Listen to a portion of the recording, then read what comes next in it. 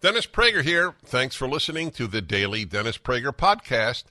To hear the entire 3 hours of my radio show, commercial-free, every single day, become a member of Pragertopia. You'll also get access to 15 years' worth of archives, as well as the daily show prep. Subscribe at pragertopia.com.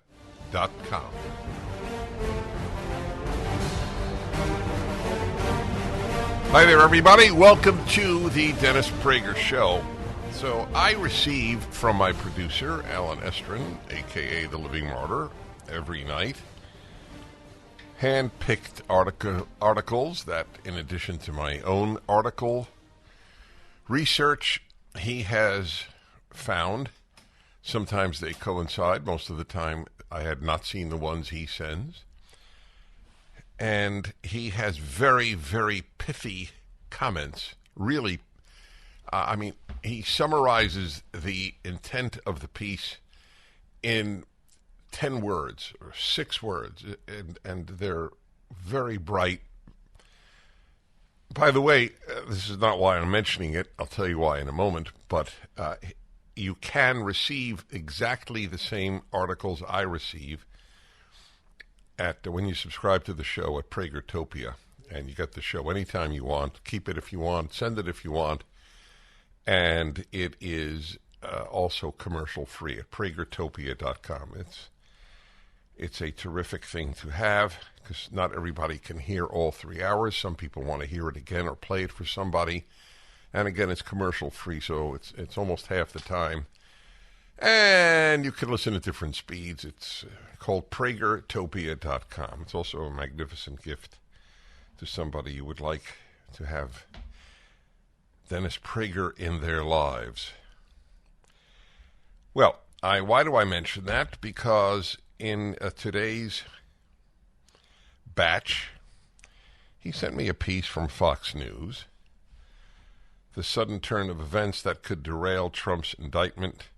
Manhattan DA Bragg is determined to snooker a grand jury into indicting Trump. Show me the man and I'll show you the crime was the infamous boast of Joseph Stalin's ruthless secret police chief, Lavrentiy Beria. His modus operandi was to target any man the Soviet dictator chose and then find or fabricate a crime against him. Manhattan District Attorney Alvin Bragg has taken a page out of Stalin's playbook and targeted Donald Trump. Driven by personal and political animus, the DA presumed the former president must be guilty of something. It wasn't just a matter of devoting enough time and resources to hunt down the crime. Failing to find one, Bragg copied Beria's paradigm and simply dreamed one up. That is exactly what has happened. The man spent a 100-something thousand, I don't even remember what the sum is, to have a woman that he had a one-night stand with not say anything. And he's being charged with a felony. I know, well, he didn't exactly report the fund as the business expense that he should have. I mean, my friends, there is almost no person in business, no person, let's put it this way, who earns an income, who could not be indicted if somebody, I'm not saying convicted, all Bragg cares about is a mugshot and a humiliation of a man he loathes. The damage to the country is irrelevant, as it always is to the left. The bigger picture of, look, we're going to keep kids out of school for nearly 2 years was the left-wing position. And many people went along with it who were not left-wing.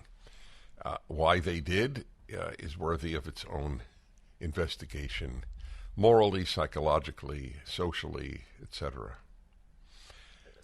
But that is the way they operate. They don't ask what is the effect on the larger society. What will gain me power now? That is a much more rational question for the left. It is rational. That's why I've always said, as much as you must use reason in life, reason is not enough. It depends on what your ends are. You could be very rational in pursuing evil ends. So the reason I raise this is the pithy comment, or the, if you will, the sad comment that accompanies this particular article that was sent to me by my producer. So what is his comment? It is, here it is. More support for your idea that American leftism is not all that far from Soviet communism. That's correct. I have undergone some major metamorphoses in the last few years. One of them is my view of the Russian people. I thought Russians had a predilection toward tyranny. After all, they had centuries of the Tsar, and then came the communists, who were totalitarian. The Tsar was authoritarian. There is a huge moral difference. Totalitarians control everything about your life. Authoritarians control your political life. You don't bother the regime doesn't bother you. Under totalitarianism, everything about you is regimented. We are moving toward that here. We already had the dress rehearsal for a tyranny. How you think is what the left cares about as much as how you act. I don't care about how you think. Dictators don't care about how you think. They care about how you act.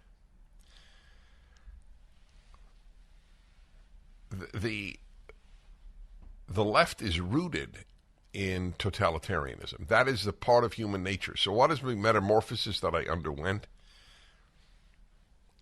And it's totally sad. There's not a single silver lining in this realization. And that is that a lot of groups can create a totalitarian state. The Russians had more of an excuse, actually, for supporting communism, and most didn't, by the way. Didn't matter, though. They had more of an excuse. They had no experience with liberty.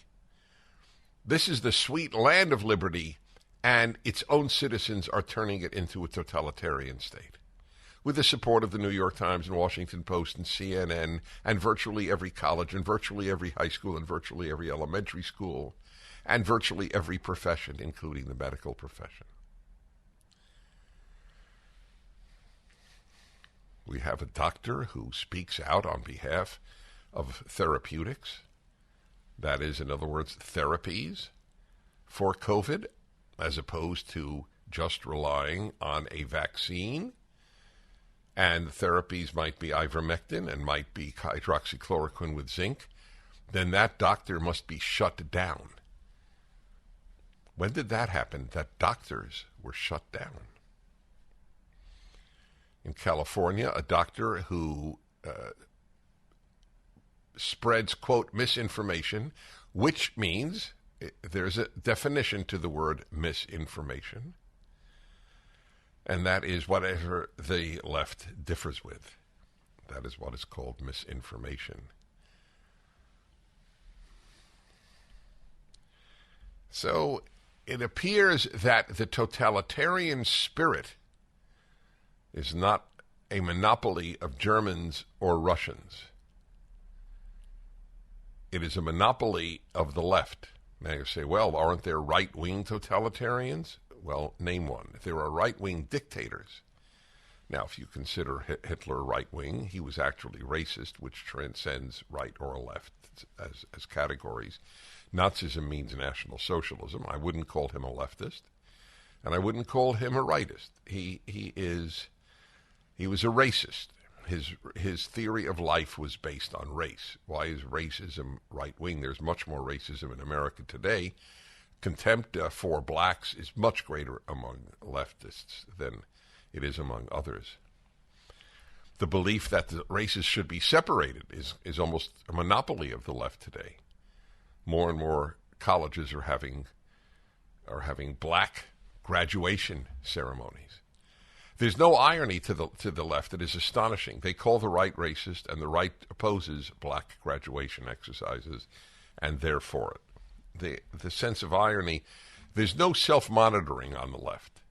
It's a very happy place. Well, no, I take that back. There's no happiness on the left, but it has a sort of comfort because you never ask, gee, wait a minute, I'm not supposed to be racist. Why am I having a black dormitory or a black graduation exercise?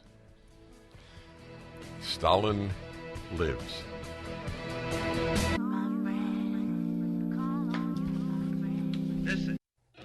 Every day when I pass a mirror, I still can't believe it. It's me! I'm looking back at myself. I never thought I'd be this fit again, but 42 pounds ago, I decided to take control of my health.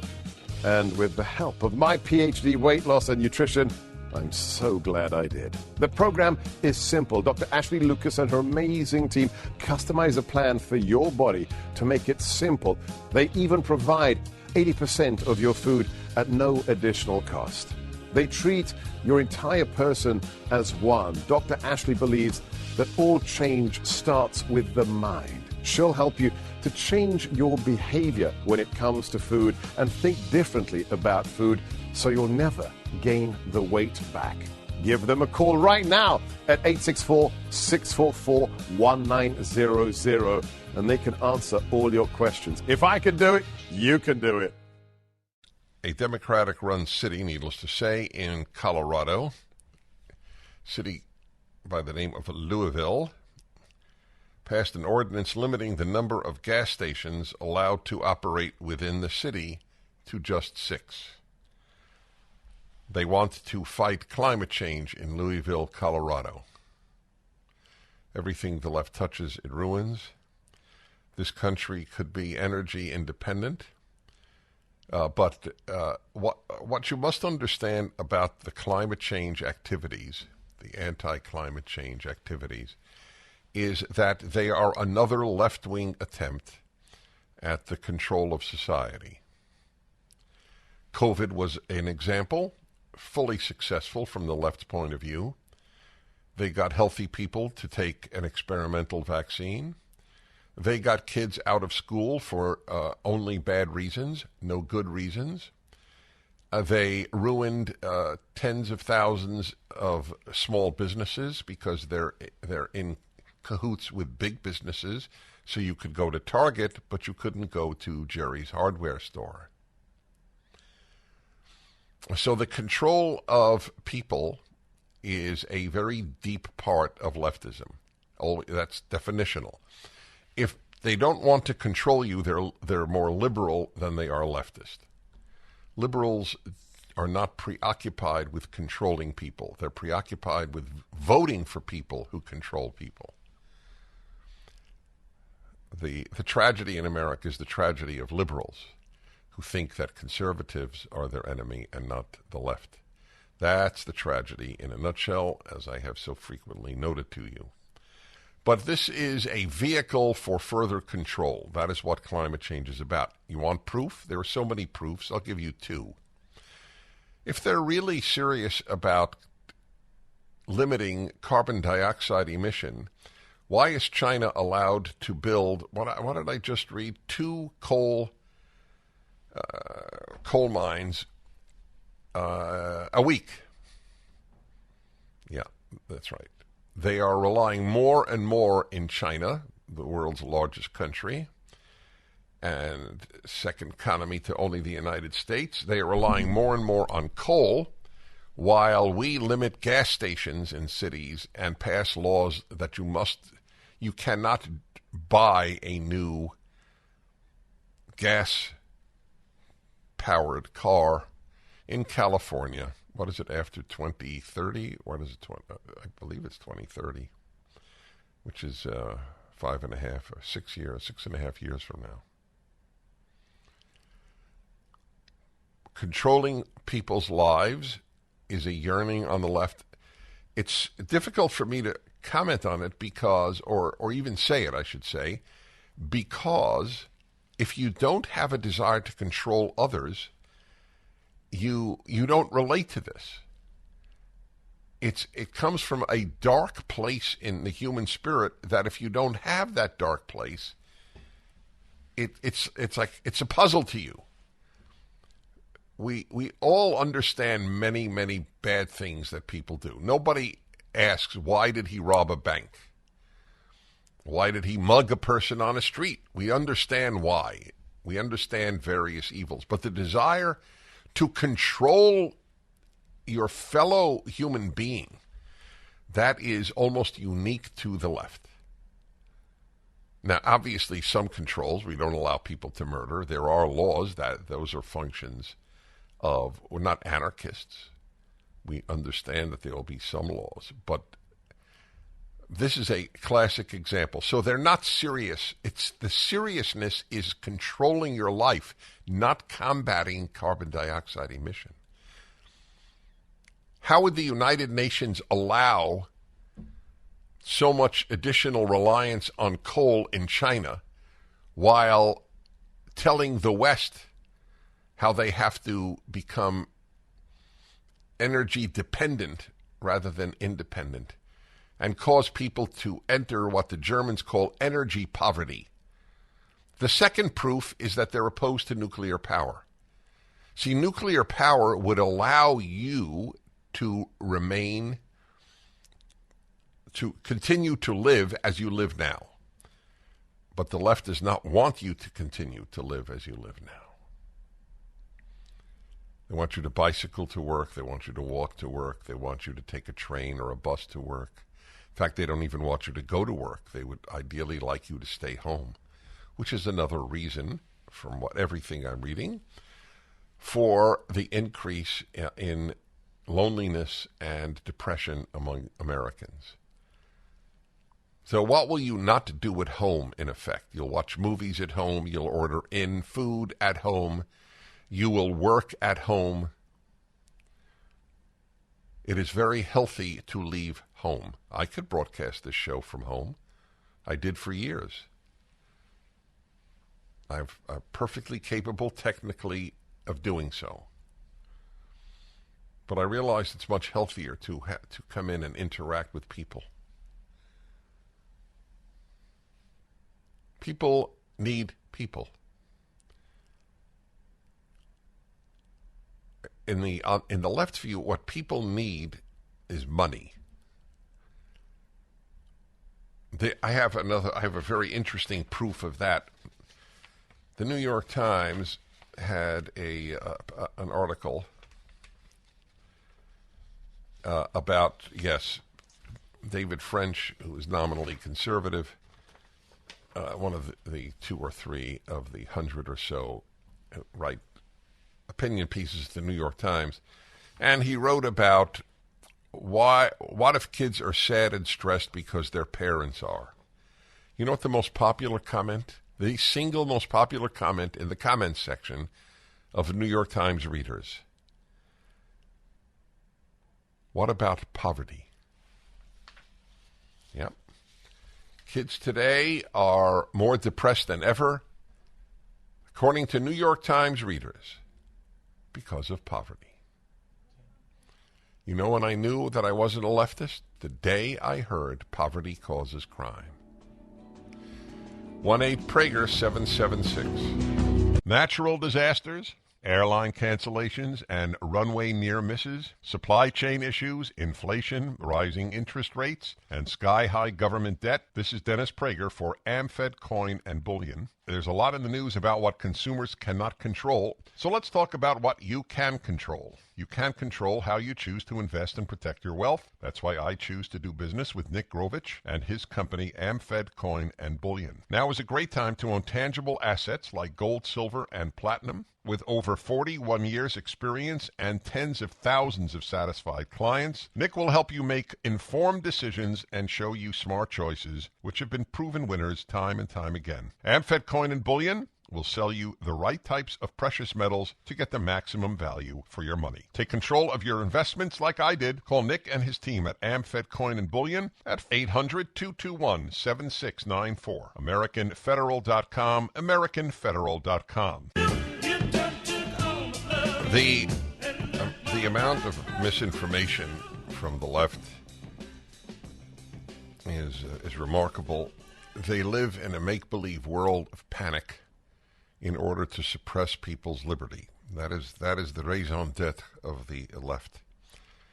So this city in Colorado has me mesmerized. The number of gas stations in this small city will be 6. You can't open another one. The ease with which people's lives and private industry or private companies, small businesses are controlled, like in California, with a petty Stalinist by the name of Gavin Newsom governs. But it doesn't matter if it's Gavin Newsom. Gavin Newsom is as interchangeable as any of the communists in the Soviet Union. You got rid of 100, 100 would take their place the next hour. It is irrelevant, the name. That's why the only one by name that I actually pick on is the president, because he is a particularly vile human being, aside from being by far the most destructive of America president we have ever had. So Newsom doesn't interest me. The left interests me. But this doesn't bother half the country. While China has more coal plants, fires up coal at an incredible rate, we're supposed to limit the gas stations in Louisville, Colorado. It was unanimous, of course. I assume they're all Democrats there. And because it is a religion, people will take it. Everyone sacrifices for their religion. It's one of the definitions of religion, that you are prepared to sacrifice for it. So people are totally prepared, because with the death of Judeo-Christian religions, we have secular religions, and they're known as leftist ideologies. And so people are prepared to suffer for it. In fact, it makes them feel even more religious, in the sense of more committed to their left-wing ideology. We have an obligation. This is what a member of the council, a woman, Maxine Most, or Must, M-O-S-T, we have an obligation to take every step possible to address the changes to our climate that are ravaging our planet and directly impacting the health, well-being, and livelihoods of the constituents we represent in Louisville. Now, I don't believe she believes. I don't think she knows she's lying. So it's a very interesting question. Is she lying? That's a philosophical, moral question. If you tell a lie and you believe it is true, are you lying? I don't know if part of the definition of lie is you must know that it is a lie. It's a tough one. But it is objectively a lie. You might not be able to say she is a liar because she thinks she's telling the truth.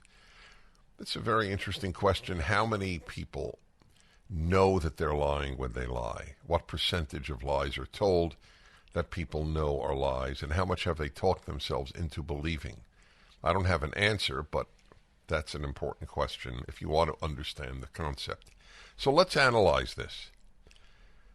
Okay, we have to address the changes to our climate that are ravaging our planet. This is propaganda of the left, just like lockdowns was propaganda of the left. Protect kids, don't send them to school was propaganda of the left. Wear masks all the time, or nearly all the time, was propaganda of the left. All of these control activities, this is propaganda. This is the world is not being ravaged. I could tell you that since where you live is relevant, and I will get back to Louisville, Colorado in a moment. But where I live in Southern California, we are experiencing about as cold a winter as I have in my 40 years of living in California. I mean, it has been truly cold. It is cold today, and we're in spring. It is. It just isn't true that we, at least where I live, which is nominally a warm climate, are having our health ravaged. Ravaged. They always use the most hysterical term possible because that is the only way they can control your life is with a hysterical term. Existential threat to mankind. You can't get worse than that. Existential means existence of. So let me continue analyzing this completely deceitful statement of Councilwoman Maxine Most in Louisville, Colorado.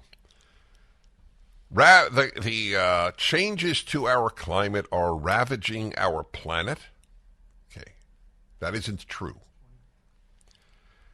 There are some deleterious consequences, but our planet is not being ravaged. And directly impacting the health, well-being, and livelihoods of the constituents we represent in Louisville? Really? I'd like to know how it has impacted their livelihoods, health, etc.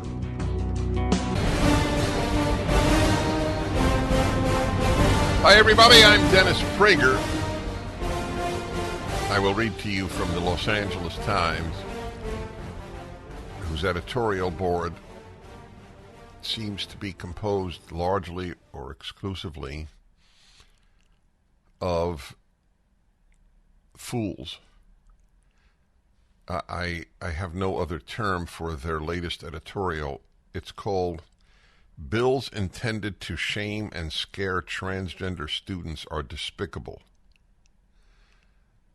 It is remarkable the lying that comes with such ease to all leftists. Not all liberals, not all conservatives, but all leftists. There is a bill to shame and scare transgender students. The bill, which of course has no chance because there are only Democrats controlling the two houses of the California legislature, and of course the governor is a Democrat. So there's no chance it could pass. It's symbolic to show those who care about children the amount of damage that the Democrats are doing to children. But they pay no price. They were the ones who advocated closure of schools. That has led to far lower abilities intellectually among children in all these states, and has led to severe depression at rates never seen before in American history. But they know they don't pay a price because, as I wrote 30 years ago, being on the left means never having to say you're sorry. Do they still think the lockdowns of schools were right? By the way, I think, is it L.A. teachers are on strike? Is that correct? Yes. In sympathy for other strikers. Teachers' unions care about children as much as... I never can fill in the rest of the sentence. I need help here.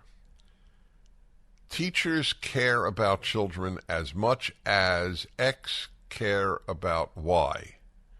What would that be? Well, I guess as much as you care about crickets, since crickets were raised last hour. Except you do less damage to crickets than the teachers' unions do to children. Yeah, there you go. Crickets. It's funny that they use crickets as a euphemism for no response. Well, what was the response? Crickets. I guess crickets means that you can only hear crickets, so it's very quiet. So listen to this editorial in today's Los Angeles Times. Republican lawmakers across the nation have introduced more than 400 bills to restrict the rights of LGBTQ people in the current legislative cycle, according to Human Rights Watch. Do they ever identify anything as a left-wing source? They always identify, always. I don't believe that the names Dennis and Prager have ever been used in a left-wing journal like the Los Angeles Times without saying right-wing or conservative. And I don't mind that. But they never say left-wing or progressive or liberal or whatever.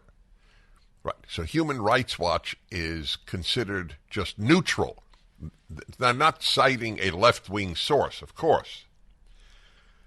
One of them, Assembly Bill 1314, an odious, so far we got despicable and odious, proposal by California Assembly members Bill Athey and James Gallagher. By the way, if you want to know what it's like to be lonely, ask a Republican in the California legislature. That is a definition of loneliness. To compel teachers, counselors, and other school staff to notify parents if their kid is transgender. That's odious. It's not odious that if a boy says he's a girl, the teachers go, then you're a girl. Of course, it's wonderful, and we'll hide it from your parents. Why should they know that their 10-year-old boy says he's a girl? Who the hell are parents? They're a nuisance. Parenthetical point. I'm asked, as I was yesterday on a Christian podcast that I appeared on to discuss my latest Bible commentary on Deuteronomy. I was asked, as I've often asked, and it's a perfectly logical question, do I think any of the Ten Commandments is the most important one of the Ten Commandments? And I have given different answers at different times. My current answer is honor your father and mother, because the road to cults and to totalitarianism always begins with the destruction of parental authority. That's right. The Nazis and communists told the children, you don't owe your parents allegiance. Schools do not owe parents allegiance. They owe it to the party. And that is essentially what they say in the Democratic Party. Your parents are nuisances. We will feed you breakfast and lunch. We will take care of you. We will hide from your parents the pathology of believing that you are the other sex at 10. And it doesn't mean you're a bad person. Pathology doesn't make you bad. But if you do not think that that is pathologic, then you don't know the term. It is not perfectly healthy psychologically for someone to believe they are the other sex, because you cannot be what you think you are. You cannot be a woman if you're a man. You cannot be a man if you are a woman. It is quite astonishing that I have to say this, but more astonishing is that it's controversial. It's considered hate-filled. Yes, it's hateful, according to the left, to say that a man cannot be a woman. He can think that he is, of course, and can act that way. My view is very simple. If you look like a woman, talk like a woman, and have a woman's name, I will regard you as a woman. I'm not going to ask you what you were born, what you are biologically.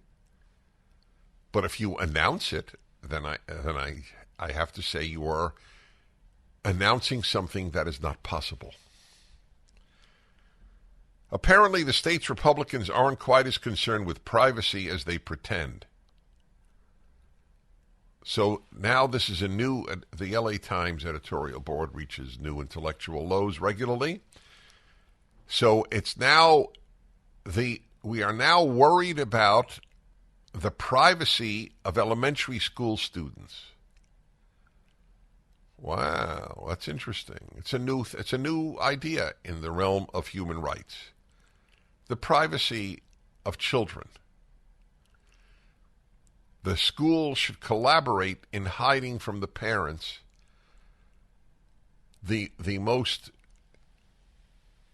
radical belief, in effect, that a child could have. I don't mean politically. And that is that the child is not what the child is.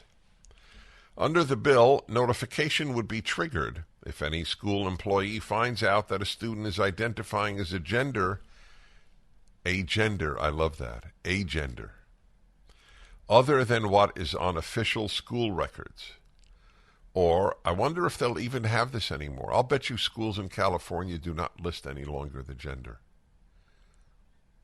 As they've already owned the language, they dropped the word sex. Or if a student participates in a sex-segregated school program or athletic team. Oh, so they are for boys competing on girls' teams at the LA Times editorial board. And they claim to care about children. Leftism is a religion. It is a secular religion. The LA Times board believes that boys should be allowed to compete in girls' sports and go into their locker rooms if they say they're girls as deeply as many of you believe they shouldn't. Just understand that. Please understand the sickness that pervades the Los Angeles Times editorial board and Washington Post and New York Times and virtually every other mainstream newspaper. These are the people who bring you news. This is very remarkable. We're living through a sick time. I keep referring to it as a dark time. And it is. We're living in a dark age. And by the way, this is unique to the United States. Europe has essentially stopped all of this.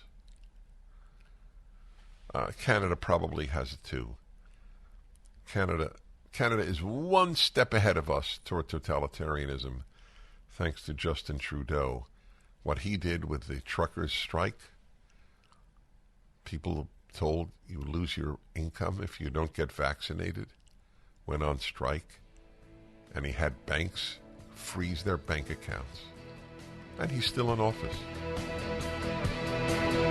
Just when you thought it couldn't get any better, Mike Lindell with MyPillow is launching the MyPillow 2.0. When Mike invented MyPillow, it had everything you could ever want in a pillow. Now, nearly 20 years later, he discovered a new technology that makes it even better. The MyPillow 2.0 has the patented adjustable fill of the original MyPillow, and now with a brand new fabric that is made with a temperature-regulating thread. The MyPillow 2.0 is the softest, smoothest, and coolest pillow you'll ever own. For my listeners, the MyPillow 2.0 is buy one, get one free offer with promo code Prager.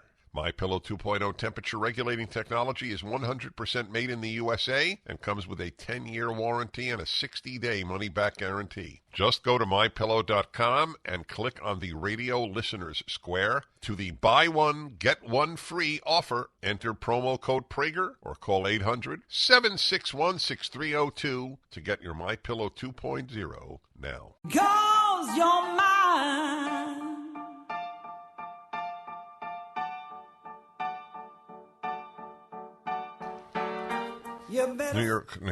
LA Times are interchangeable. LA Times editorial. Schools should be allowed to hide from parents that their child at school says he is a girl or she is a boy. Mind you, if every adult in children's lives said, no, you're a boy, you really are a boy. I don't know why you think you're a girl, and I love you, and I support you, but that your brain is playing tricks on you, you are a boy. If every single adult said that, in the vast majority of instances, you would have ultimately a happier and healthier individual. Having adults say, oh, of course you're a girl, when you're 10 years old, it's not a good thing. But the LA Times thinks it is a very good thing. It's odious, a bill that says schools should inform parents. Wow. Odious. Hateful bill. That's another term that they used. So they acknowledge it's unlikely to advance in the Democratic-controlled state legislature. It was likely filed only to rile up California liberals. By the way, it's not true. I don't think California liberals think that the bill is wrong. California leftists. What the left has done, like the LA Times editorial board, you can't get left of the LA Times editorial board as a rule. What they have done is they have raped the word liberal, as so many other words have been done too. And what they've done is they have co-opted it. We're not leftists, we're liberals. And so the liberal thinks, oh, this is what liberalism thinks. So I support the LA Times editorial board and AOC and leftists who are ruining our society and hate Western civilization. And that's because I'm a liberal, and now I know what it means to be liberal. A liberal wants schools to be allowed to hide from parents that their child says that he is a girl or she is a boy. What's chilling is that bills targeting transgender youth, we think they're... See, this is the beauty of clarity, my love of clarity over agreement. So they say these bills target transgender youth. Right, well, they target them, but they mean it in a nefarious way. We believe you're targeting transgender youth, and you believe we're targeting transgender youth. So over time, we will find out, just as we did with lockdowns, we will find out, and probably vaccinations in cases of any young person, and I mean young under 40, which is now in Denmark, for example, asked that people under 40 not get vaccinated. What do they know, after all? A country heretofore idolized by the left. So history will judge who was right. Those who said boys can become girls and parents should not be told that their child says that, or those who say those who said boys cannot become girls and parents should be notified. If you send your child to a public school or most private schools in California, you are taking a very big risk with your child's future. And then it goes on to say, listen to this, despite opposition from medical groups such as the American Medical Association and the American Academy of Pediatricians, which say that these healthcare procedures, they never use the term, I don't believe, puberty blockers. They don't use the term. They don't want their readers to understand. They call it health care. Like abortion has nothing to do with taking a life. It's a health measure. This has nothing to do with distorting the biology of a child, distorting the health of a child. Nah. It's health care. Get it? Remember, the left lies with the ease with which you breathe, because truth is not a left-wing value. Winning is. Controlling is. By the way, they're right, though. The American Medical Association and American Academy of Pediatricians, to the disgrace of American medicine, which has so covered itself with shame, it is very difficult for a regular person in America to come to peace, to come to grips with and make peace with the shame that permeates the medical profession at this time. Kaiser Permanente is being sued by a girl whose breasts were removed by Kaiser Permanente when she was 13. 13. The sick folks at Kaiser Permanente, and there are some terrific folks too, but they don't say anything. So they're somewhat terrific. They don't want to lose their job. They don't want to be hated by their colleagues. I understand that. That's why the creation of these giant healthcare centers, corporations like Kaiser Permanente, is not a good thing for the country. Big, as a rule, is bad. If there were no big governments in the 20th century, there wouldn't have been the genocides of the 20th century. Big can do good, but it does a lot more harm. The founders of America knew that. Most of us today don't. Well, fundraising month for PragerU. And by the way, whatever you donate, so that we can keep everything free and therefore reach people who don't agree with us. That's nobody changes as many minds, I believe. No institution as PragerU does. And whatever you give this week will be tripled. Yep, that's an amazing thing. We have generous donors.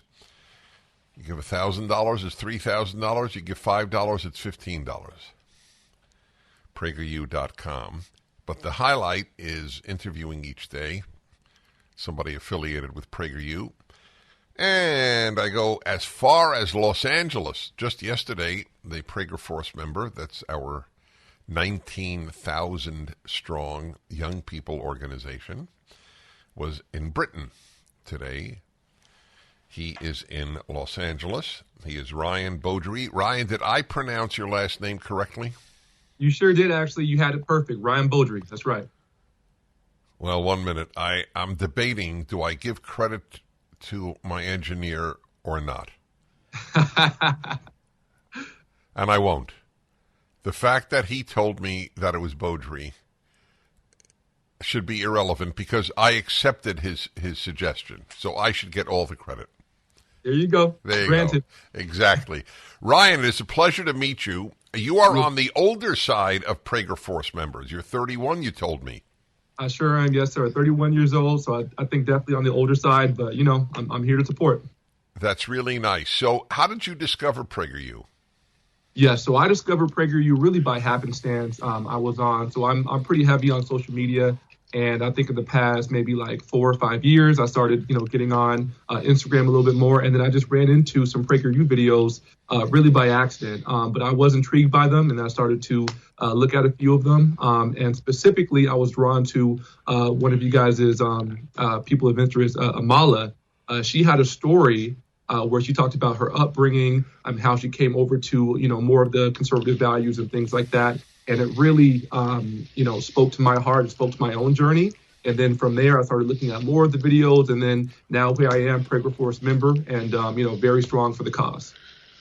Well, that really does my heart good. Amala Epunobi is a remarkable young woman. For those of you who don't know, she's actually sat in for me. Not only been on the show, she has sat in for me.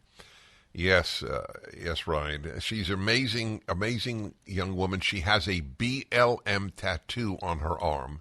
Yep. That is how far she has traveled morally and philosophically, and in large measure because of PragerU. Of course, the credit goes entirely to the individual, but we have to spark something.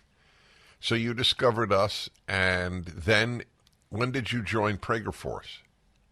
So I actually joined PragerFORCE this year. I think about maybe a month or a month and a half ago.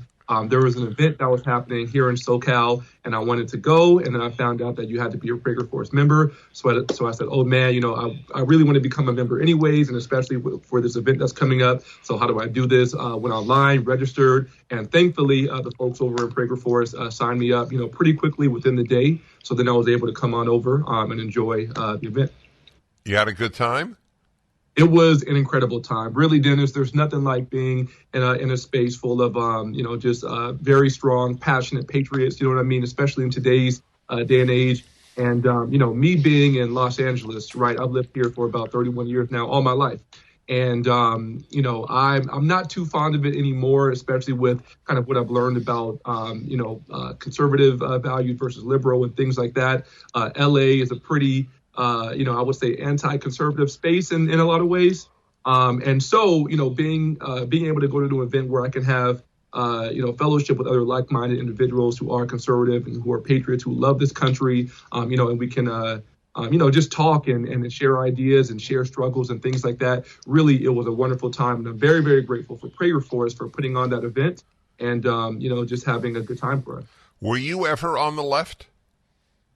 Yes, sir, I was. I absolutely was. So that's why I said I did kind of feel towards Amala's story. I would say that I grew up pretty force-fed Democratic ideologies and things like that, victimhood, victim mentality, that kind of thing. As a black man, I was expected to think a certain way, act a certain way, and vote a certain way. And actually, it wasn't until, it was the election of Trump, where, since it was so just like, so many passions on both sides. I finally, started to look into some of the things that I believed, right? And at the time I became a Christian. So looking at my Christian principles, my Christian values, I just started to, notice that they lined up a lot closer to conservative values.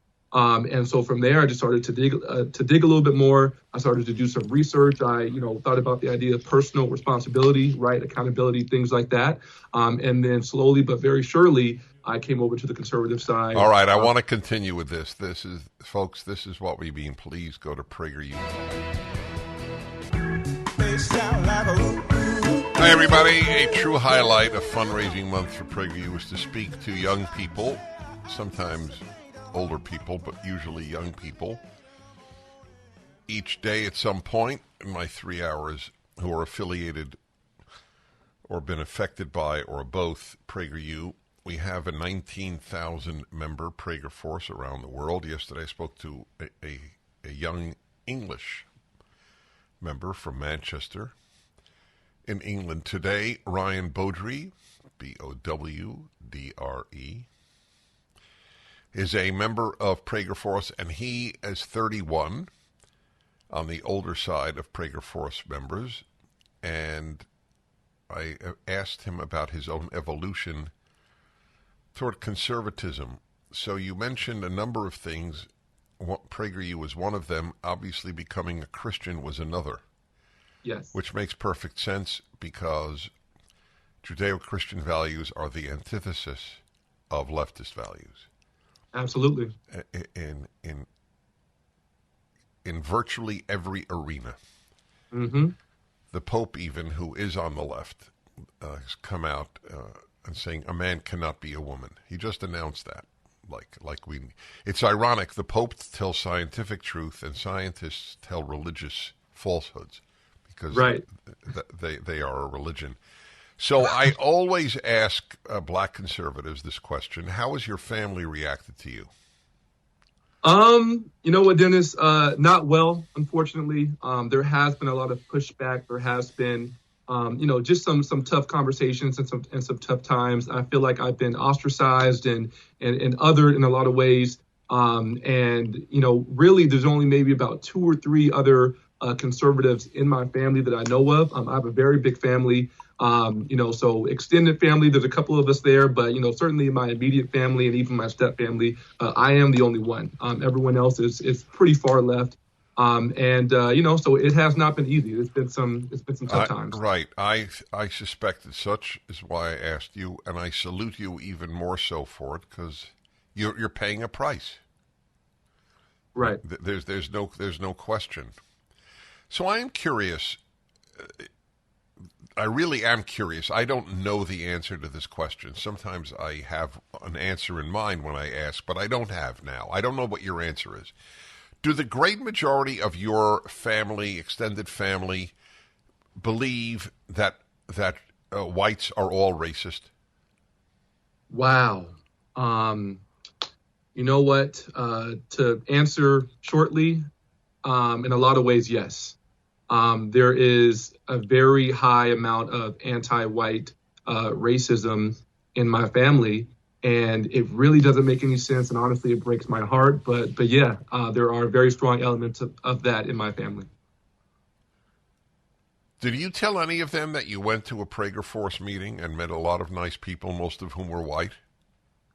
I did not. I told my sister. She's the only one I told because her and I have been becoming a little bit closer and more honest with each other with these things. But no, I did not want to tell most of my family because I knew it would not have gone on well.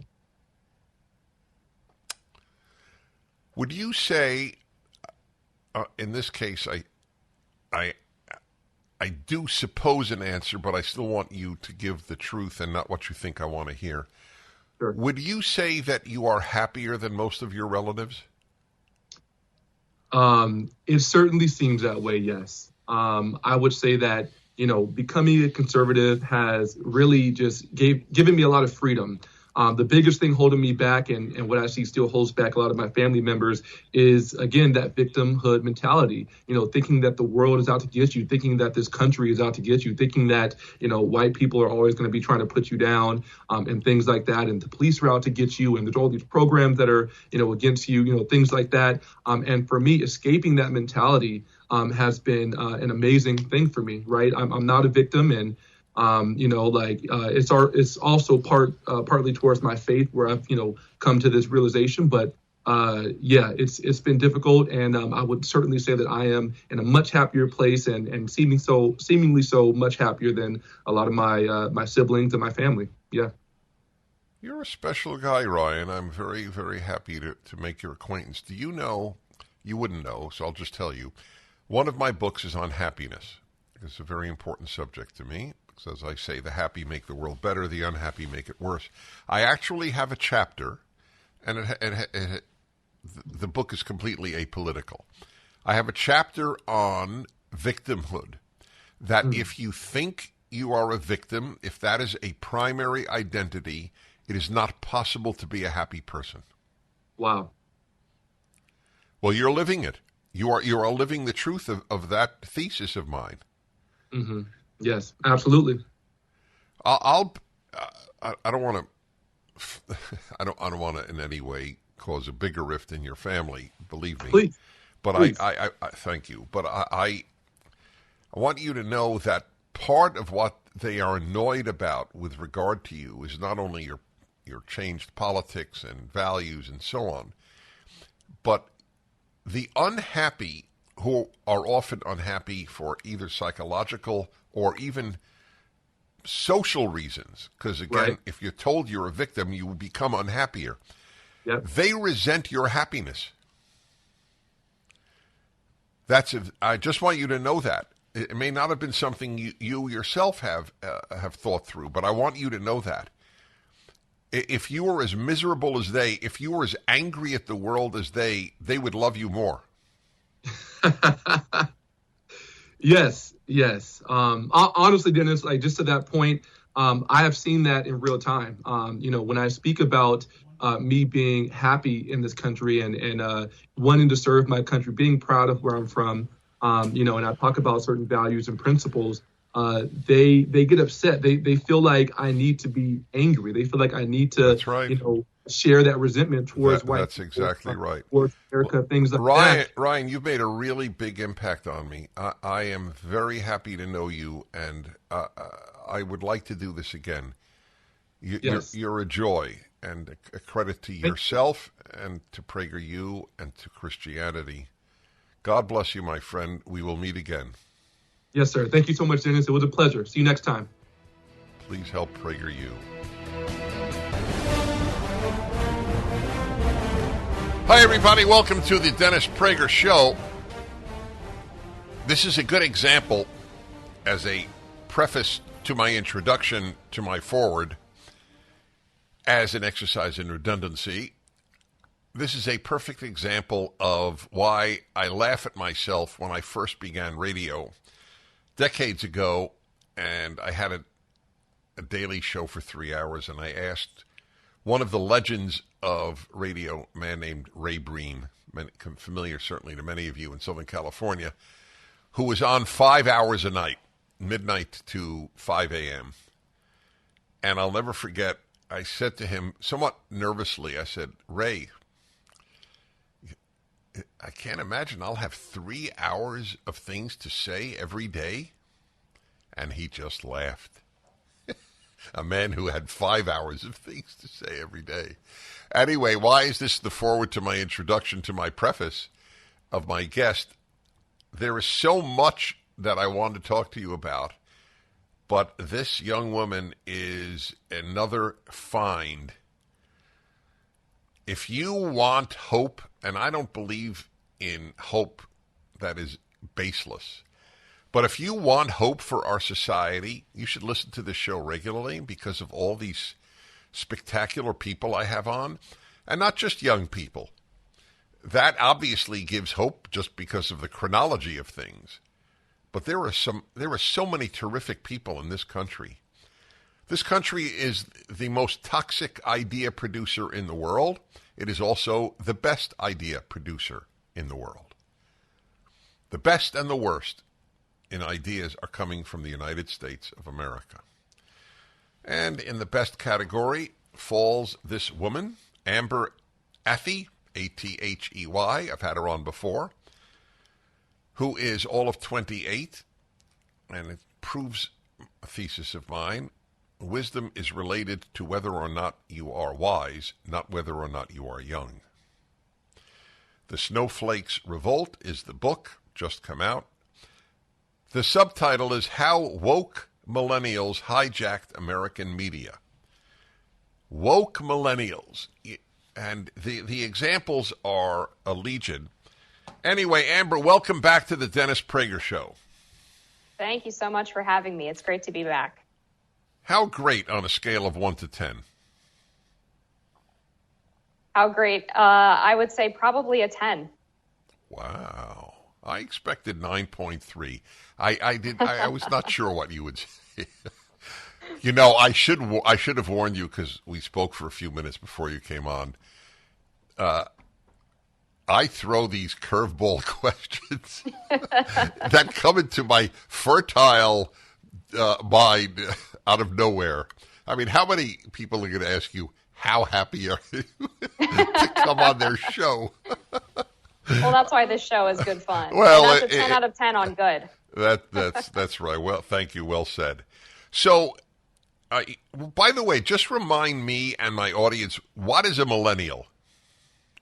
A millennial is someone who was born between, I believe, the years 1980 and 1997. It's about that range. So I am actually a younger millennial. I was born in 1994, so I'm pretty close to that cutoff. And then after millennials is Gen Z? That's correct. The ones the born Zoomers, as they're called. The what? Zoomers? The Zoomers is their nickname. Oh, I see. Yes. As opposed to boomers. Right. I get it. I hear you. So you attended Georgetown University, and you were the most, according to the book, the most outspoken conservative there. Is that accurate? Yes, that is beyond dispute. So here is I'm going to throw an interesting thought at you, and I'd like you to react. Or you don't have to even react, but I want you to hear this. If I were to try to understand where you come from, I don't mean background and all of that. That's part of it. In other words, what made you a fighter? To be very, very precise. My answer is largely that's your nature. And I'm curious if you would react to that. That's an interesting point, and I think that is mostly true. I do have an older brother, and he is political, but not very public about it. Exactly. That's right. Right. He works as a police officer. Same genes, same environment, same home, same religion. That's exactly right. And it's true for every fighter that I know. It's like God or nature or both throw out a certain number of people who will fight for good things. You just happen to be one of them, and thank God you are. I have no better explanation. But tell me about your background. You had a very interesting statement to me when I asked you about did you grow up conservative, and you said yes. And tell us about your parents. Absolutely. So my parents are working class Americans. My dad was a union plumber for the entirety of his adult career. My mom was a video store manager while my dad went through trade school and then ended up becoming a stay-at-home mom after I was born in 94. And they always were very clear with me that life is not fair. And they taught me and my brother the value of hard work. They taught us to take responsibility for our own lives. And as we were talking before we came on, that is such a difference from a large swath of the millennial generation, which is very entitled. And not just entitled to things, but they think that they're entitled to be protected from things. meaning they don't believe they should have to face challenges. And anything that is considered offensive or troubling to them has to be destroyed. And they operate under the concept that life should be fair. And maybe life should be fair. That's obviously a different ontological question, but it's not the reality. And these are people who just fundamentally don't grasp reality. I have to say, when a good-looking woman says ontological, I have a very positive reaction.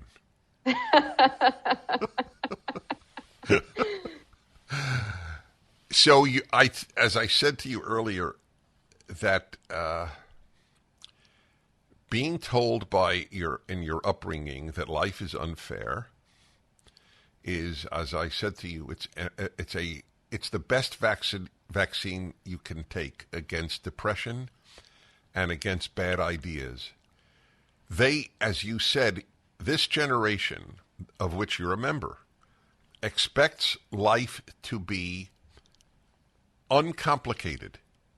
Mm-hmm. That's why, Adam Carolla and I made a film called Safe Spaces, or No Safe Spaces, sorry. And this whole notion of a safe space embodies what you're talking about. You're unhappy that a conservative came to your campus. Come and have hot chocolate and play with Play-Doh. Did Georgetown have safe spaces? They did, and one of them was implemented because of something I did. When I was the chair of college Republicans my junior year, we decided to bring Dr. Christina Hoff Sommers to campus, and we were, I believe, the first major university to do so, even before Oberlin. And the reaction was very aggressive from the campus left. I was reported to the administration for allegedly creating an unsafe environment for my fellow students. They had a safe space next door to the speech itself. They demanded that we institute a trigger warning for the event, which we refused to do. And then even afterwards, when video of the event went up on YouTube, Georgetown itself, the administration, tried to get us to remove that video, even though the event was open to the public. So it was a major fiasco where these people who didn't have to attend the event, didn't even have to listen to what Dr. Sommers had to say, had somehow made themselves the victim of a speech that had yet to happen. How many allies did you have at Georgetown? It was not a lot. The college Republicans had an active membership base of about 40 students. And out of those, I would say maybe 5 to 10 were as outspoken or close to as outspoken as I was. The rest of them really just wanted to avoid controversy. And that was a problem, obviously, because there's a lot of safety in numbers when you're in these very contentious political environments. And we simply didn't have that. A lot of us felt like we were on an island. And I heard from quite a few of my friends after the Christina Hoff Sommers speech that they never wanted to do anything like that again because of how mentally draining it was to be constantly defending yourself from whatever accusations they were throwing out, from rape apologists to racists to misogynists to anything else. Regard Christine Hoff Sommers as some hate-filled human being, it's equally absurd and vile. The woman is such a serious, decent, professorial even individual. I know her for many years. So she came. Did she give the speech unmolested? She did. There were people in the back who had signs of protest, and of course there were some people who asked some rather nasty questions. But I think the entire event really demonstrated the arrogance and narcissism that defines my generation as well, because these people had basically read her Wikipedia page or maybe Googled Vox for some example of her saying something that they disagreed with. That's what they do. That's exactly right. Right. Yeah. And they somehow thought that they were qualified to take on the decades of research that she had done on feminism and rape culture. Forgive me, Amber. We have to take a break. Everyone, I'm telling you, I'm reading this book, The Snowflakes Revolt, How Woke Millennials Hijacked American Media. It is up at DennisPrager.com, and I cannot recommend it highly enough. We'll be back with Amber in a moment.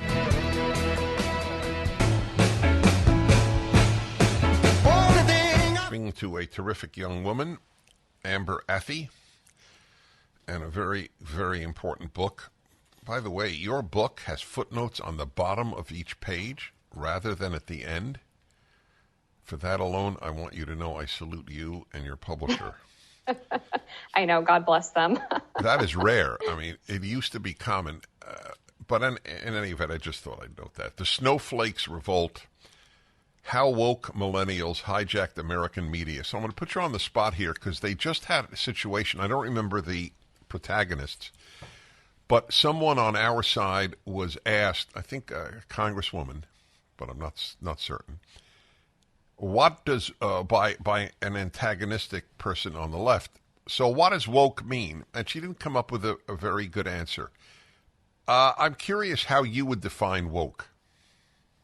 That was my friend Bethany Mandel, and I really feel for her because she has a chapter in her book defining woke, and I know she knows what it means. Oh, so that was Bethany, that was really? Oh, that's fascinating. Well, look at that. Yeah, so that was a shame. I feel for her. She's getting a lot of heat, but I mean, I think she would probably give a pretty similar answer that I'm going to give, which is obviously that woke actually started as a rather academic term that people of color used to describe the moment that they awakened or woke up to the idea that this country is systemically racist and therefore all the powers that be are aligned against them. And the saying or the thinking is that once you wake up or become woke, you're then able to better fight against that systemic inequality. Now, as the right has adopted the term and used it to describe mostly radical progressivism, it's more mocking the idea that our country is systemically racist and that identity politics is a necessary ideology in order to combat that inequality. And even more so, woke has come to define, I think, just the leftists who reject the fundamental ideals in which America was founded, which is equality of opportunity over equality of outcome. They reject freedom of speech, freedom of religion. They really don't believe in having discourse. They believe in shuttering the other side. And they also believe that they have a monopoly on truth. So the truth is there's really no difference at this time between woke and left. There is between woke and liberal because I believe liberal and left are not the same thing. But liberals vote for the left, so they do as much damage. But that's a separate issue. So is that fair to say that essentially, in terms of positions held, woke and left are synonymous? I agree. I think woke is synonymous with the illiberal left, as you put it. Right, exactly. So your thesis is essentially that how, again, the subtitle, How Woke Millennials Hijacked American Media, is in the title, that they are snowflakes, that they are incapable of dealing with the fact that life has challenges and pain. Is that a fair summary? Yes, that's correct. Okay. By the way, is there a more dramatic example, and you would know this because you wrote a book on this, but I want people to know that even those of us who didn't write a book on this are aware of the, hijacking of American media by these millennial snowflakes. What happened at the New York Times when its longtime opinion editor invited a Republican senator to write a column? Tell us the story. Absolutely. So at the New York Times, during the summer of 2020, when there were riots breaking out across the country, Tom Cotton was invited to write an opinion piece about sending in the National Guard to quell the riots. This piece sparked an internal revolt in the New York Times newsroom. And not only just in terms of complaints on Slack channels or to editorial directors, but there was also a public social media campaign that these woke staffers instituted where they accused their colleagues who had published this opinion piece of causing harm to Black New York Times staffers. They legitimately claimed that the publication of this op-ed was going to lead to violence against Black people. And what ensued was essentially an apology tour on behalf of New York Times leadership. It led to the resignation of several of the opinion editors there, including James Bennett. And the op-ed to this day has an editor's note at the top of it indicating that it should have never been published in the first Really? place. I did not know that. That's awesome. Yes. It's so that they're stupid at the New York Times. Aside from censorious and vile, they're stupid because it's their way of acknowledging we never publish anything we differ with. That's exactly right. And what's insane about this internal takeover of all of these media companies is that usually the people who are doing it, who are pushing for progressive activism over a search for facts and truth, is that they're usually the most mediocre, poorest performing employees, or at least in the lowest level positions. So they're people who don't have any authority whatsoever and don't really have much talent, and yet they demand that they have an outsized influence over the editorial direction of these papers. Forgive me, I have a tough question, seriously tough question for you. I wrote a column, been writing columns for decades, and one recent column I wrote about what I believe, and I gave a lot of data, the disproportionate influence of women in the woke world. So we're going to take a break, but I don't want to keep people hanging, as it were. Do you essentially agree with that? Yes. Okay, I want to hear your thoughts on that. This is an important woman and an important book. That's why I'm taking so much time. The Snowflakes Revolt, How Woke Millennials Hijacked American Media. And it's under 200 pages. Almost. We return. You're listening to The Dennis Prager Show.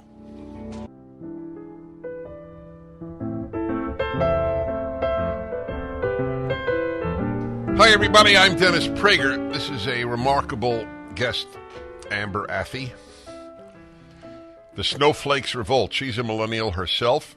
She is a writer for, what is your title, actually? Washington editor for the Spectator, which I happily pay to subscribe and read. It's a wonderful site. And the book is the Snowflakes Revolt, How Woke Millennials Hijacked American Media. I'm still, by the way, reeling from I did not know that the New York Times has an advisory at the Tom Cotton article. What does it say? We regret having published this. What was the advisory? Well, I'm not hearing Amber. Didn't go. I think it says something along the lines of it didn't go through the proper editorial process, and it's essentially a warning that the piece should not have been published in its current form. It's really incredible. I encourage everyone to go read it. It is incredible. So I asked you a very provocative question, but it's not meant to be provocative. I didn't write my column or say it regularly. Women are disproportionately ruining America. And it just hit me over time how disproportionately female for example, the belief that minors should have breasts removed on healthy girls if they say they're boys. It is women who are propelling this much more than men. And these, I'll bet that was true at the New York Times with the Millennial Revolt. So you said you agree, and then we took a break. So give me some thoughts on this. Well, wokeness fundamentally is a manipulation of people's emotions because it's telling them that in order to make life easier for a group of people or to make life more fair for a group of people who have been historically disadvantaged, you have to support this certain slate of policy proposals or this group of ideologies. And women, of course, would have this resonate more with them because, as we know, and I would probably get in trouble for even saying this, there are biological differences wherein women tend to be more empathetic, more compassionate, and tend to be caregivers. And so they are, it appeals to them more, the idea that they can help people out and give people a hand up if they support this progressive ideology. And I think this has only ramped up and become more toxic over the past decade or so because women are getting married at older ages and having fewer children. So their caregiving sentiments are not being directed towards families, they're being directed towards politics. What an intelligent last comment. That's right. Thank you. I'm going to get in trouble because I don't do the hiring at PragerU, but I'm going to definitely recommend you give a video. Your mind is very sharp and clear. It is truly a pleasure. I have a different take on the exact same first half of your last sentence, and your take is at least as accurate as mine. My take is women are not getting married, so they don't have the male influence in their lives. They're their only influencers, they and fellow girlfriends, as it were. And that is it's totally understandable, but unless you believe that men and women think the same, which people on the left apparently do think, but is not true, there is a problem. And I have said, and I'm attacked all the time by the left, which brings me great joy, by the way, just as a note to you, that girls must be, I said this on the Young Turks. To their credit, they actually invited me on. The left almost never hears from people like us. And anyway, so they just found it absurd that I would say that you have to raise daughters to control their natures just as much as you have to raise boys to control their natures. And the nature that the girl has to control is not every emotion is a valid policymaker, but whether for herself or for society. But you have added, the lack of male influence was my take, and yours, I'm not dropping mine, but yours is just as valid. The normal direction of female compassion and caregiving is in the micro, but they don't have that anymore. Yes, and I think that's another feminine impulse that we usually have to rein in. It's that we can't save everybody. And yeah, hold on there. Okay, keep that Sure. thought. You can't save everybody. I'm going to come back. This is like a candy store for me. Dennis Prager here. Thanks for listening to the Daily Dennis Prager Podcast. To hear the entire 3 hours of my radio show, commercial-free, every single day, become a member of Pragertopia. You'll also get access to 15 years' worth of archives, as well as the daily show prep. Subscribe at pragertopia.com.